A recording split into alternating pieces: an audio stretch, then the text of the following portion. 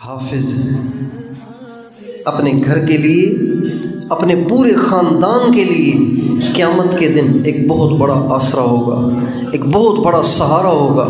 کل قیامت کے دن اللہ تعالیٰ حافظ قرآن کو بلائیں گے اور فرمائیں گے، میرے بندے تو نے میرے قرآن کو اپنے سینے میں لیا، تیرے رشتہ داروں میں سے جن جن کے لیے جہنم کا فیصلہ ہوا ہے تو ان کو میرے پاس لیا، تیرے کہنے پہ تیرے رشتہ داروں میں سے 10 جہنمیوں کو جہنم سے نجات دے کے تمہارے ساتھ جنت میں بھیج دیتا ہوں۔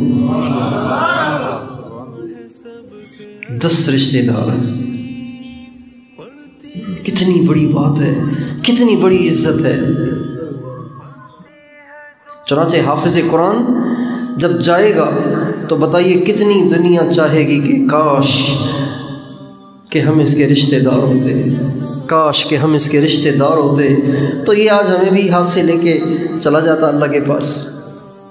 کتنے لوگ اس کو حسرت بھری نگاہوں سے دیکھیں گے، ہائے میرے بیٹے تو سارے ہی افسر بن گئے، سارے ہی یہ بن گئے اور وہ بن گئے، اور ایک بھی میں نے رشتہ داروں میں سے بچوں میں سے حافظ نہ بنایا، کاش کہ میرا بچہ بھی حافظ ہوتا تو آج مجھے بھی انگلی سے پکڑ کے جنت میں لے جانے والا کوئی ہوتا۔ اور جن 10 کو وہ لے کر جائے گا اس سارے محشر والوں کے لیے کتنے قابل رشک ہوں گے۔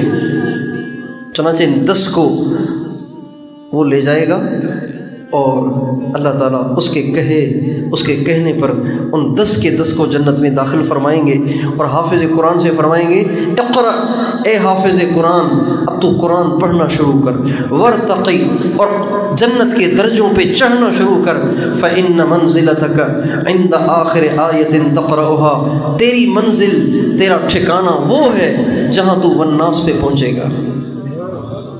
چڑھتا جائے گا، چڑھتا جائے گا، چڑھتا جائے گا، چڑھتا جائے گا، کتنا اونچا جائے گا۔